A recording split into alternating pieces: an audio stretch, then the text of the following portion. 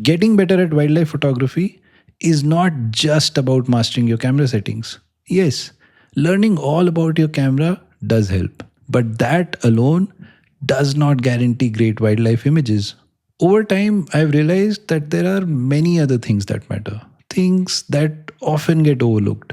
And in my experience, what truly made a difference for me were these small habits, subtle shifts in how I see, think, and approach photography.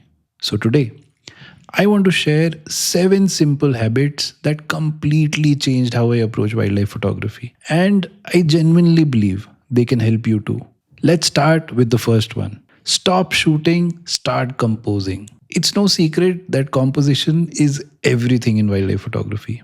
But when you're starting out, you don't really think about composition. You think only about the animal. In my case, for example, whenever I saw a tiger, I used to get so excited that I would just spray and pray, shoot multiple frames, hoping at least one would turn out good. And over time, I realized something. Most of my photos were just record shots, technically good, but mostly boring. The problem wasn't that I was bad at composition. The problem was that I was not composing at all. Now, before I take a photo, I pause for a second. I decide how I want to frame it. I check the background. I check the edges, for example. I look at where the subject sits in the frame. That tiny pause makes a huge difference. And chances are, if your photos feel flat or repetitive, it might just mean you are not giving yourself time to compose as well. So instead of shooting more, just slow down. Compose first, then click. Trust me, you probably already have stronger compositional instincts than you think. You just haven't slowed down enough to use them. Number 2, paying attention to light. This is almost an extension of composition. Light can completely change how a photo feels. And if you're not paying attention to it, you're missing a huge opportunity to elevate your images. When you are out in the field, don't just look at the animal. Look at what the light is doing. Where is it coming from? Is your subject front lit, side lit, or is it backlit? Each one creates a very different kind of image. Front or side light often works beautifully for portraits. You get that amazing detail, texture, and depth. Backlight, on the other hand, can create a lot of drama. Silhouettes, for example, or rim light around the subject. And here's the important part. Once you start noticing the light, your decisions in the field will change. You might shift your position. You might wait for the animal to step into a brighter patch. You might decide that, okay, this is not the right light for a portrait. It's more suited for a silhouette. That awareness gives you control. And unless you pause and start noticing the light, you can't use it intentionally. Number 3, escape the portrait trap. Only shooting portraits in wildlife photography can quietly limit your creativity. And I call this the portrait trap. Portraits are beautiful. There's absolutely nothing wrong with them. The problem is when you only shoot portraits, tight close-up shots of animals. And it's very easy to fall into the portrait trap. Over time, your photos start looking similar. You don't necessarily evolve. You just zoom in more.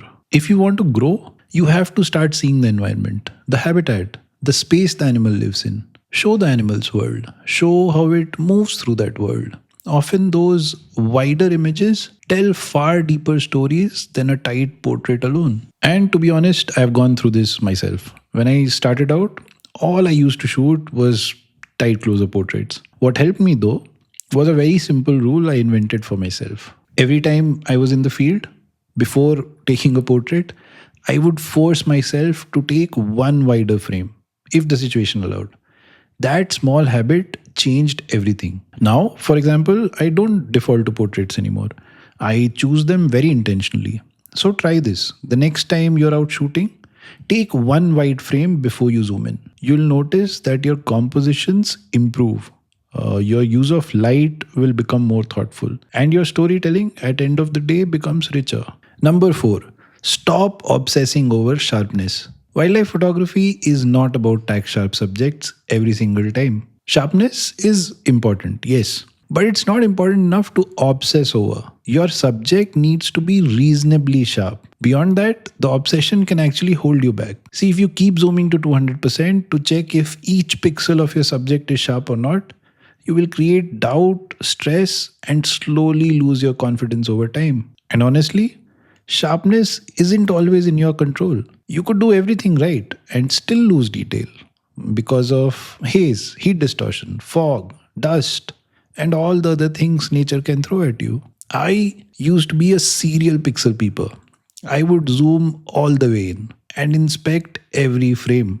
Even the tiniest imperfection would bother me. But over time, I realized something. I was focusing on the wrong thing. See, composition matters more, light matters more, the story I want to tell matters more. That mindset shift was a big deal for me. Now I look at the whole image, not just whether every whisker of the animal is razor sharp or not. Now, having said that, of course, you should do everything you can to get a sharp subject, but just don't pour all your mental energy into sharpness alone. Photography is bigger than technical perfection. A viewer is never going to pixel peep. It's just us photographers who do that. Always remember, the goal is to take beautiful and amazing photos, not photos that are just technically perfect. Number 5, keep editing in mind while you shoot. Editing is a super powerful tool and you should absolutely use it to your advantage. But there are two ways to approach editing. One approach is take the photo first and decide later what you really want to do with it in post processing. The other approach is much more intentional. While you're shooting, you already think about what you'll do in editing and you make decisions in the field based on that. Let me explain. See, imagine you're shooting an elephant in front of a bright sky. Now you have a choice. Do you expose for the elephant or for the skies? Both have risks. If you expose for the elephant, you might risk blowing out the highlights in the sky. If you expose for the skies, you might risk darkening the elephant. But this decision becomes very easy if you think about editing in that moment.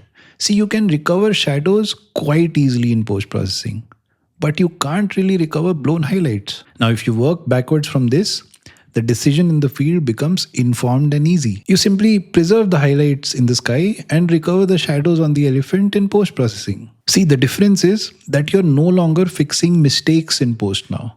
You're making a decision in the field based on what you can actually do in post-processing. That's shooting with intent, and that habit is a game changer. When you stop treating editing as an afterthought and start thinking about it while you're shooting, your decisions in the field become smarter. So don't really separate shooting and editing in your mind. Always remember they're part of the same process. Number 6, pre-visualize the frame you want. Now this might sound vague at first, but it's not. Let me share something that happened to me. A few months ago, I was in Bardia National Park in Nepal. And on every drive, we passed this one stretch in the jungle which had this amazing canopy of trees. And every time I imagined a frame, I could very clearly see it in my head. A tiger walking through that canopy placed in the lower third of the frame. I was there for 5 days, but I never got that shot. But I kept imagining it. And on the last day though, not a tiger but a deer briefly stepped into that exact same spot. It stayed maybe for 5 seconds, but I didn't hesitate. I took the shot immediately because I'd already composed it in my mind days ago. Now 2 months later, I was in a completely different forest, this time in India, but with a similar trail and similar canopy. And this time, a tiger walked out. And I didn't need any time to figure out the composition because I had already seen that frame before. And that's what pre-visualization does. In a way, you don't wait for the subject to start thinking about the composition. You think first, you compose the frame in your mind, and then you just wait for the subject. So even when there's no animal in front of you, keep looking for the frames that excite you. Imagine how you would place a subject in that scene. And over time, this habit deepens your compositional instincts and makes you faster. Number 7, don't be a prisoner of rules. See, there's no shortage of advice in wildlife photography. Keep your backgrounds clean. Chase action or behavior shots only. Follow the rule of thirds. Guidelines are useful, They exist for a reason. They help you understand structure. They give you a good starting point. But rules are meant to guide you, not confine you. If you treat them as rigid laws, they can slowly start stifling your creativity. Some of my favorite images quite often break conventional advice. Cluttered backgrounds, centered subjects, quiet moments without any dramatic behavior. And they still work because I think photography is not about ticking boxes, it's about making conscious choices. So learn the rules, understand why they exist, but don't let them limit what you're willing to try. That's pretty much it. See, if you look closely, there's one thing common across all these 7 habits. They all nudge you towards making deliberate decisions. And that, in my opinion, is what truly elevates your photography. The broader idea is simple. You have to move from snap reactions to deliberate choices in the field. Spot an animal, pick up the camera, shoot. Now that's a reaction. Spot an animal, pause, compose, understand the light, then take the shot. That's a deliberate decision. And yes, sometimes you won't have the luxury of time. Wildlife doesn't wait for you. That's completely fine. But whenever the situation allows, lean toward being more deliberate instead of being reactive. And these habits will help you in doing just that. If you found this video helpful, consider subscribing to the channel. I am Shantanu and I'll see you in the next one.